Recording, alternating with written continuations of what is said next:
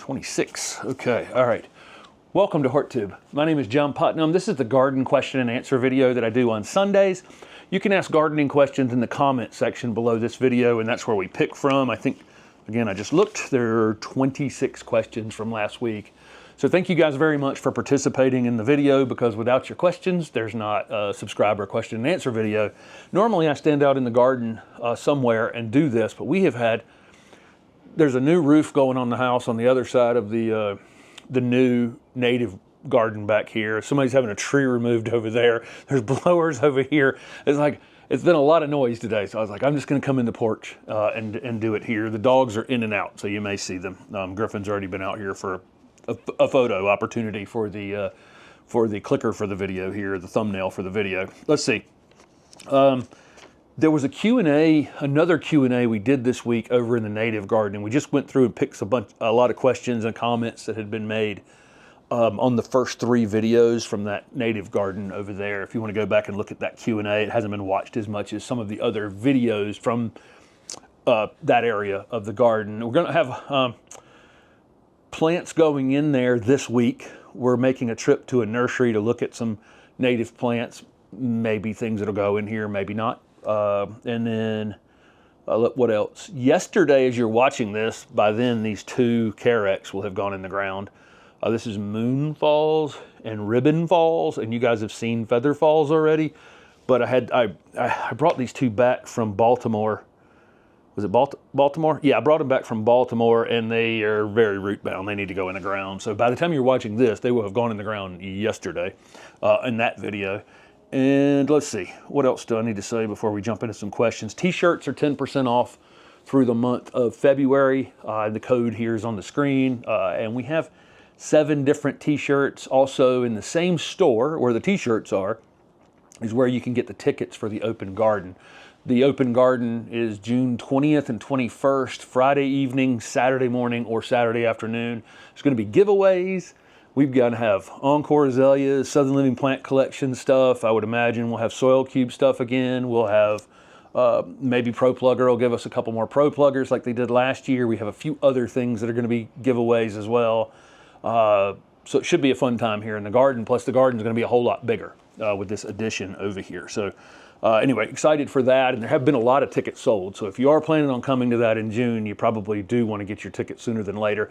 Part of the money from that is going to a couple of public gardens as well. That's in the description. You can read when you buy the tickets. Okay, let's see. What am I missing here? And your ticket purchase email is your ticket. I'm not going to be sending out some sort of formal ticket. That has been asked a couple times, and I probably should have said that already. But whatever receipt that you received back from having purchased the ticket will be your ticket. Let's see. You don't have to print anything. Just bring it on your phone or whatever on your email. Let's see. I guess we'll just jump into some questions here. Which perennials do I not cut back at this point so that insects can overwinter in them? I only think about this in terms of native perennials. So that would be things like coneflowers, bee balm, what else? Black-eyed Susans. So, maybe Coreopsis that's native. Any of your, it's native perennials, native grasses. That's the ones that I would worry about. Grasses get a little bit more tricky because I definitely want to cut that foliage back before new foliage comes. And so grasses I find a little bit harder to maintain my patience on because I don't want to be cutting them after they're already starting to grow. And I'm in shorts, and that's one of the questions actually coming up. I'm in shorts and short sleeve shirt out here, and bulbs are this tall already, and this place is on its way. I've got a distilium over there that's about to bloom. Several other things in the garden are starting to bloom. So I want to get some of those things cut back, but I don't care about the bee balm or the coneflowers or the, any of those other native perennials because they're easy to cut back even when new growth has started on them. And most of the time the new growth will just kind of cover up the old growth anyway. So it doesn't even really matter. But again, grasses tend to be a little bit more tricky in that regard, but there are native pollinators that overwinter in a lot of these native plants. And so that's the reason that it's become more of a subject over time is, should we be doing these cutbacks as early as we're doing on them? And that's where that question originates from. I don't care if I ever cut my coneflowers and bee balm and things back. You know, after they're up and growing out here, I can walk by those bee balm out there and just break it off by hand if I wanted to, the old pieces. Let's see, can I use my ground sycamore stump as mulch? So yes, you can use any ground stump material as mulch in the garden, but keep in mind it breaks down very differently. It won't look, you know, as crispy as some sort of bagged mulch or bulk mulch that you buy from someplace, or even wood chips that come in fairly uniform. So it won't look as great, but absolutely it can be used. And I have never removed any stump material that was ground in a garden ever. So landscape jobs I had, if we had to take out trees, shrubs, whatever, and then had them stump ground, that material just became part of the landscape. And the root material breaks down slower. So the difference between the two gardens, so we have the Wallace project that we announced last year that we're going to be working on this year. We're probably just going to be putting in trees and large shrubs and that kind of thing this year. But the mulch, the bark we used, are the wood chips, which they weren't really wood chips. It was mostly root material that we put down are going to break down super slow over there, as opposed to the wood chips that we just put in over here, which are the upper part of the tree, which will break down very, very quickly. But there is a difference in how material will break down. But absolutely, I'm not throwing any organic material away in the garden. It'll just break down a little slower. Somebody asked, and I don't know why, you know, what my opinion was on the style of juniper level botanic garden.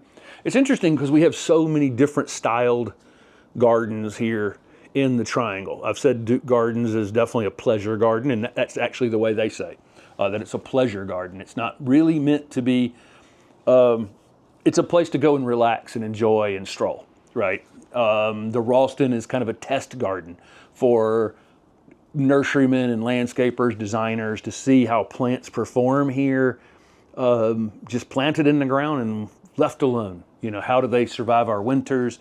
Let's give it 4, 5, 6 winters so it gets a real winter and a really hot summer and see how it performs. And then the North Carolina Botanic Garden in Chapel Hill is natives, you know, and it tends to be, it has representations of different areas of our state, you know, and how those wetlands and savannas and, you know, different places in our state, how the plants look in the ground where they would be from. And so we have all these different types of gardens. And then juniper level is a pleasure garden for sure as well. And it has so many things that you will have never seen before. So it has a very similar design aesthetic to what I like, but I would say the plants are spaced out a little bit more because they're in the plant evaluating business. So they don't have the plants as crowded as I do. Plus I got a lot more room, just in general. But I love the natural paths made out of the wood chips, which we do here. I love the hardwood mulch that they use with the brown coloration in the beds. It all looks great. Again, the plant spacing is a little wider because they're literally evaluating plants, but I love the design and the layout of juniper level. And I love that how because the trails meander through there, you don't get long range views of everything. You have to turn corners. You're gonna miss places. You know, you're gonna go there and spend 2-3 hours and you will have missed half the trails. So there's always something to see and something to learn there. So I love that. I love the design of that place. Okay, let's see. And it wouldn't matter if I didn't because somebody else would. That's the thing about gardening, is we have all of these different plants to assemble together. We have lots of different aesthetics. Some people like uniformity, you know, some people like things to be in straight lines, squares, boxes. They like things so neat and crispy, and they like big giant lawns, and they, you know, there's all kinds of different things to like. And so it doesn't matter. You know, if you like it, that's all that matters. Somebody's planting an Empress of China dogwood, and online advice says midday and afternoon sun is not a good idea. They're in 7B, 8A, Northeast Georgia, same as me. And then ours seems to be doing just fine. What's the best take? So our Empress of China dogwood is in all-day sun, and I mean truly all-day sun, but its roots are shaded. So it's parked up against that fence in the front. And that fence is about 3 feet tall, and So the sun cannot hit the roots on that plant until mid to late day, and then the canopy of the tree is wide enough. And we've had several other plants planted around it the entire time. So it's never had its roots. Keep in mind, I know this is a Chinese dogwood, but think about our native dogwoods. Where do they grow? They're always on the wood edge. Typically, they're on the woodland edge. They have their roots down in the shade and the tops up in the sun. And same thing with red buds. You'll see red buds are, roots down in the shade, and then they're, put their canopies out here where they can get some direct sun on them. So it's not necessarily a lot of times that the plant itself won't take full sun. It's that the roots don't really want full sun. And in our ornamental landscapes, we tend to put things so far spaced apart, and then we use brown mulch or black mulch or something like that and let the sun really cook those roots. And so that's what you're seeing in the plant, a lot of times, is that it just really struggles to root out into that surrounding soil. So mine is in the full sun with shaded roots, and you could accomplish the shading of the roots again with that fences on one side. You could accomplish that by planting vinca during the summertime while the tree is small, or dwarf zinnias, or some sort of annual or perennial or small shrub around it. Should help with that. Okay. And then somebody said spring is coming because I was in shorts. I was already in shorts last week, and yes, and Steph calls me Groundhog Jim because by the 2nd of February, I'm definitely in shorts every year. So, and really, this was probably the longest I've been without shorts on. We were in shorts when we were down in Florida, but this was a little bit more of an extended cold here than normal. But if it's above 47 or so, I'm typically in shorts. Let's see. So somebody asked if they should remove pine cones before mulching because they break down so slowly. That's completely and totally up to you. It really would depend on what you're doing with the space. So if it's just an open space around some trees and an understory, and you're not going to be planting out there or doing a whole lot, I'd bury the pine cones in a second. If you were going to be planting that area, doing some work in it, maybe you'd gather those pine cones up and use them for something else. But, for me, I just buried them, in all likelihood, unless there's just such an overwhelming number of them and I'm going to be working in that space during the year or trying to create something in that space, then I'd probably pick them up. Number 8, their Apricot Echo Osmanthus was damaged in 7B, Tennessee. Plants came from an 8B Georgia nursery, and they took them up to 7B. And then, of course, the new growth on it, I can see my Apricot Echo out here. The top of the growth on it is damaged. It got killed back a bit. Should they wait and see or go ahead and prune it off? You can just wait until you're seeing new growth happen. A lot of times the new growth will happen further up the stem than you think it's going to happen. Maybe a few more leaves look bad, but it's still alive in the stem there. So you may get branching higher than you think. So you can wait if you wanted to cut it back, or you can go out and cut it back. You're in 7B, Tennessee, I might wait March 1st. You could go out there and trim it back if you wanted to, neaten it up. But we've got a few things that are tip burned this year. But again, I typically on those tip burn things will wait for new growth because somewhere along that stem it's alive. And on something like my Fats hedgerow, which is vining, I don't want to cut the vine way back if I don't have to. So I'm just going to see how far back that stem is alive because I'll get branching from that, and then I'll just cut it to there.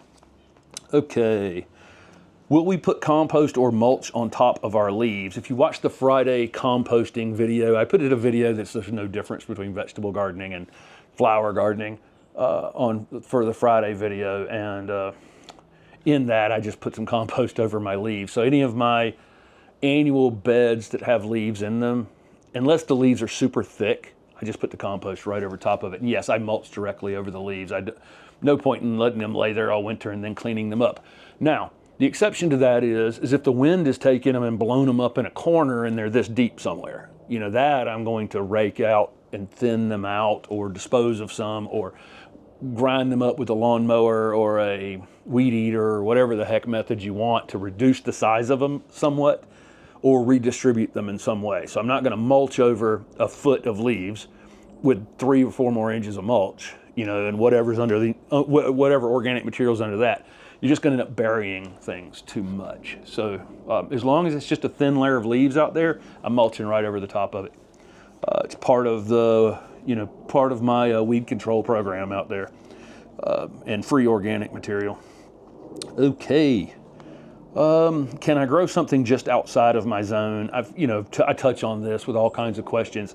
Yeah, we have lots of things in this garden that are probably supposed to only be 8B hardy that come back for us. And, you can on the cold side and the heat side try to do things to help that out. So on the cold side, if you're zone pushing in the north, you have to put things in protected spaces. This screen porch right here blocks the wind from coming from this direction. My cold wind comes this way.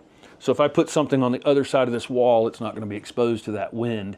Wind can be a lot of the issue of cold during the wintertime. If the ground freezes a little bit and the wind is blowing across the top of that plant, that's where it's liable. Some of the damage is going to come from. So you can't bring water up into the plant while dry wind is blowing across the top of it. So just like you getting your lips chapped, outside during the wintertime, or your skin, chapped during the wintertime, or going skiing in the winter and getting really, really dried out because that wind is coming faster than, your water is getting to your cells. And so it's the same thing. So on the cold side, it's protecting things from wind, getting them in little pockets, where it might stay warmer during the wintertime. And on the hot end, where, I've got a blue spruce growing out here beside the porch, it's in a little less sun than it would be otherwise in another area. It's probably not as blue as it would be because of that, but if I put it in the full sun, it's going to be problematic for it in all likelihood. So I'm zone pushing in both directions. You just have to pick your spots, right? Things are going to take less sun if you're heat stressing them, and things are going to take more protection if you're cold stressing them. But yeah, lots of things you can push like that. Somebody inherited a Clematis. Is there any way to know what group it's in? So in a video last week, I was pruning a Group C Clematis, and this one rarely blooms, they said, so maybe by pruning it and fertilizing it or mulching it or resetting it in some way, you can get some additional flowers. If it continues to not make you happy though, I might think about tearing it out. But typically, like the early spring bloomers are in Group A, and then the summer bloomers are in Group B, and the ones that bloom summer into fall are in Group C. That's not 100% true, not 100%, but that's somewhere to start from. But the early bloomers typically are in Group A, and you prune them differently based on, what group they're in. You can also take a photo of it potentially and get it ID'd on like Google Lens. If you have Google Lens on your phone, you can, a lot of times when it is in flower, take a photo of that flower, and Google Lens has access to all of our photos, right? And so it can potentially identify it not only as a Clematis, but also down to what variety it is. Sometimes now, more and more, these things are more accurate. Let's see. So somebody's in Kentucky, Zone 6. How far can they cut back their 6-foot gold mop cypress? Gold mop cypress, and I've said this before, it's so funny. I always had people come to the farmer's market and they wanted the gold mops they could keep super small and not the ones that were big. And it's the same plant. There's one at Juniper Level Botanic Garden. In fact, it's probably 25 feet tall. Haven't looked at it in a few years, but if you just let them grow, all gold mop will get as big as you want it to get. But then I had a neighbor in the old neighborhood that kept his 18 inches tall for 20 some years that I lived next to the guy. It was so crazy how he pruned those things 6 times a summer, to keep them that small along his driveway. So to answer this question, I had a gold mop cypress next to the deck at the old house, and I let it, my deck was probably 5 feet tall. If you look at any of those videos where the steps were, I let that thing get up about 8 feet tall, and I cut it down to about 2.5 feet in height, and it came right back out of that. You wouldn't do this in the summer. You could do it in the late winter, early spring if you wanted to, but once they're that established and it's been pretty aggressive growing, I mean, it's settled in, you can cut them really, really hard. There was no foliage on that plant after I cut it. And by the end of summer, it was a wispy covering, and by the end of the next year, it was back in full, looking great again. So it'll take a minute for it to come back. Somebody has a false cypress, soft serve false cypress with sparse greenery. They're in Cary, right down the road from me. Any way to get it to fill in. They have a high canopy shade, so you know this false cypress probably wants a little more sun, and it's probably reaching. They wanted to know about pruning it or nutrients. I think it's more of a pruning related issue. It's just stretching for light, so you can shear it lightly here at the end of winter and hope to get a little bit of fill in, but keep in mind you're fighting something that's, you know, when we go back to Ram and Tom Giberson's garden, and you can look at the playlist on the channel Giberson Garden. If you haven't seen any of those videos, the Giberson Garden in Athens, Georgia is unbelievable. We'll be down there again in April shooting some content and with Ram and Tom, and all of her false cypress are stretching like that because she has high shade, and she just lets it happen because they actually end up looking like pretty cool, like telephone poles with this, you know, foliage occasionally going up it. And we have another one up the street here that's similar to that with oak shade over top of it. So they can actually end up looking fairly neat like that if you're willing to accept that. Otherwise, you can shear on it some, but you're always going to be fighting the shade issue. Where did we get the little cart, easy cart? Where did we get the little cart? Steph is, anytime we see something on the side of the road, I go, no, we're not stopping. She likes to get things off the side of the road occasionally, but she got that cart. That cart has been unbelievable. We have a big gorilla cart. We have a regular wheelbarrow. They all have some sort of different function in the garden. The dump cart, gorilla dump cart, definitely when the space was more wide open, it was extremely useful. It became less useful as the garden kind of filled in. And we have the single wheel wheelbarrow, which we still find uses for to get up. The carts are too wide. Any cart's too wide to go between two shrubs to dump mulch. But the single wheel wheelbarrow, traditional wheelbarrow, will get in between those things. So it still has a function here in the garden, getting into narrower places. But that little cart, by far and away, is the most useful of the three of them in this small garden. And it makes quick work of things. It's not heavy to push around. It's Easy Cart by Republic. It appears that they don't make it anymore, but Gorilla actually has a cart that's similar to it. And I'll tell you what, I'll link it down below this video if you're interested in it. But that cart is extremely useful, and it's light and easy to use. It's easy to dump. It's just a good little cart. No wheels to have to continually pump up or anything like that. Okay, how do we intend to reduce the mud in the turnaround over here? Where will visitors park? If you're coming just to look at that native garden over there, there's parking on our street here on Harris, but down at the bottom there, I'll probably end up putting some sort of gravel in that lowest little spot. I'm not going to fill it all the way up. I actually want to capture water there, but have it where there's not as much mud in that little turnaround. For the open house parking, folks parked over at the church on Brooks Avenue over here and walked. And I asked people, it was the nicest thing. We probably had 800 people at last year's open house. And I have to say, you know, I just kind of put out the word, save our street for people who who can't walk as far, for whatever reason. And people did that. They parked, there's parking on streets all around us and a church over here and other places to park. And people were so nice about that, leaving the parking here on Harris. So I really appreciate that. That was sometimes you put out something like that and it's like, no, I'm going to park where I'm going to park or whatever. No one did that. It was amazing. A couple people drove to the end, turned around and found another spot a little further away, but it was really just such a great group of people. And a great audience that I have here was, a testament to that. Let's see. Okay, is there any way to encourage self-seeding? So they have cleome. Be careful with your cleome self-seeding. Some of that can get a little out of control. Foxglove, verbena. Will adding mulch or compost deter reseeding? Yeah, absolutely. If you put a mulch cap, compost a little less, if you're putting a thin layer of compost on a bed, if you went in there and raked it a little bit, you could probably still get those self-seeding things to come up through that. We get self-seeding on our annuals in our annual beds, which is just a little bit of compost is re-added to them.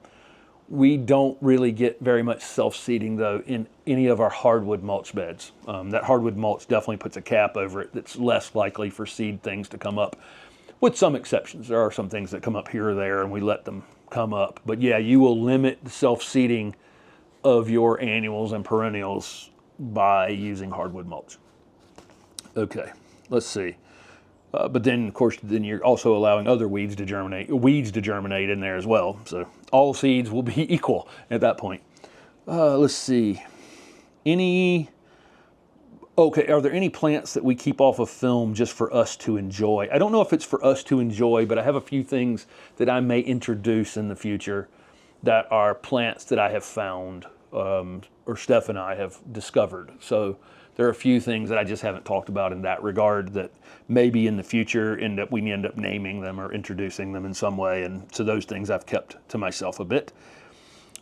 Is clover truly beneficial and can be left in the landscape? So this answer would be all over the place. Clover is nitrogen fixing and, you know, would have some benefit in adding nitrogen back into the soil. It's great for bees, but it's mostly honeybees. And, you know, clover is not native to, to North America, but it's naturalized in the United States. So it's not like we could ever do anything about it, but it is African, Eurasian native, that was brought here. For me, it's just up to you whether you think it's beneficial. I love red clover. It's beautiful when I see it planted, and a lot of people in the Hell Strip here, if they have sunnier spaces, will use red clover overseeding in those spaces, and it looks great. The pollinators are all over it. I'm not that worried about having a nitrogen fixing weed or anything like that out here in the garden. It's not something that interests me, but if it is you, having clover in your lawn is probably maybe somewhat helpful. I'll leave that up to you, but it is, it's weird because it is an invasive plant that probably does have some benefit to the soil, but I don't find that I need plants fixing nutrients in the soil because I'm circling all of my organic material in here, and we have a clay-based soil, and I'm fertilizing once a year with an organic fertilizer, so I'm not deficient in any kind of nutrient that I need to worry about in that regard. Okay, let's see. Alabama is zone 9A. Is it too early to prune, i.e. sunshine ligustrum or vitex? No, you could definitely in 9A be pruning them right now for sure.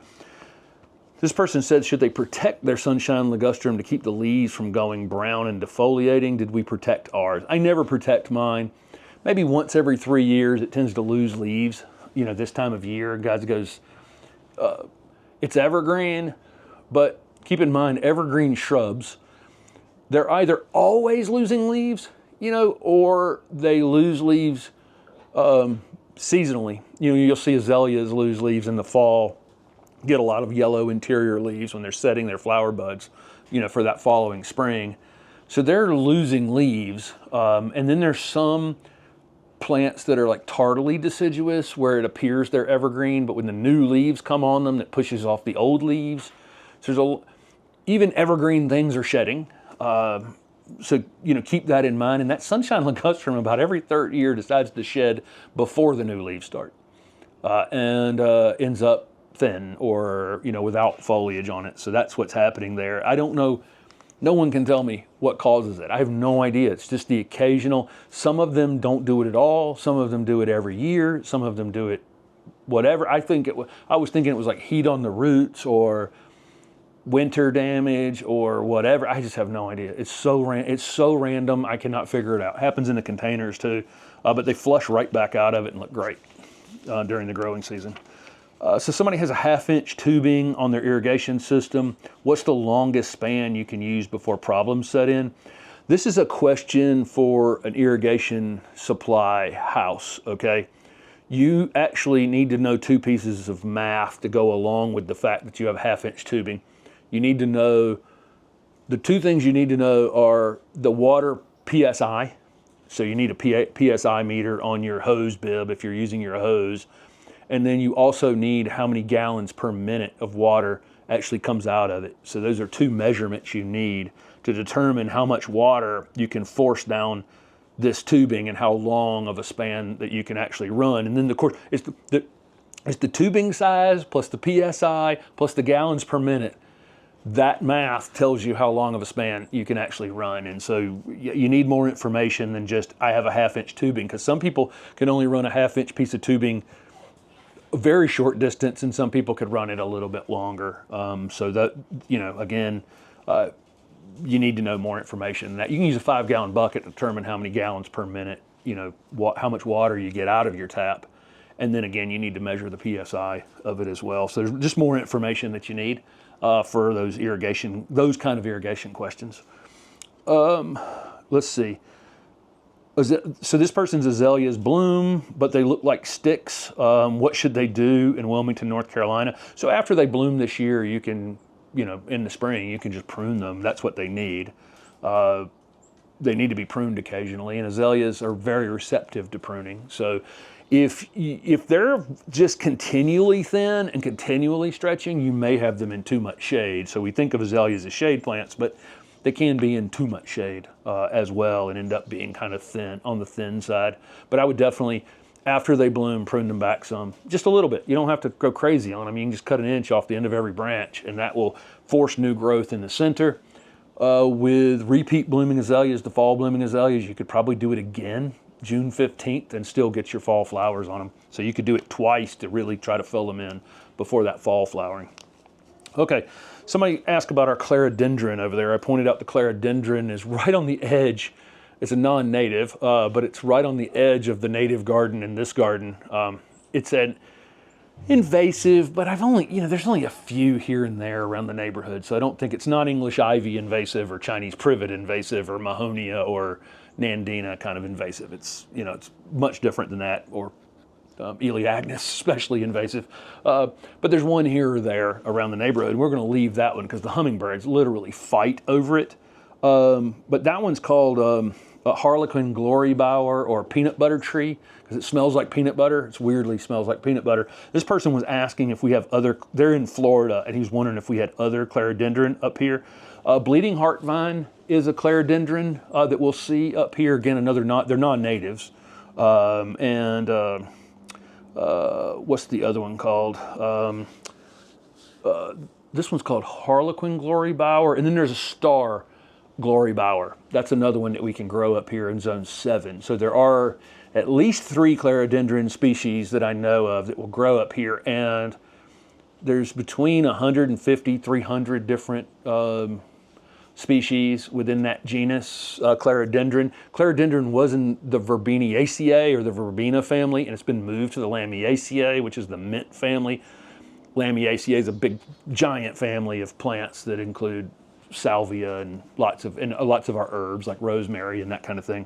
But it's been moved to that family, and they were in Florida wanting to know about, you know, how do we have other Clerodendrons, because they have lots of them in Florida. When we're down in Florida, it's just amazing. That the one we really love that we see in South Florida is that winter starburst is the common name for them, and I'm giving all common names for these Clerodendrons because I don't know all these species names, but that one that's called winter starburst is just absolutely stunning. I always take photos of that thing down there.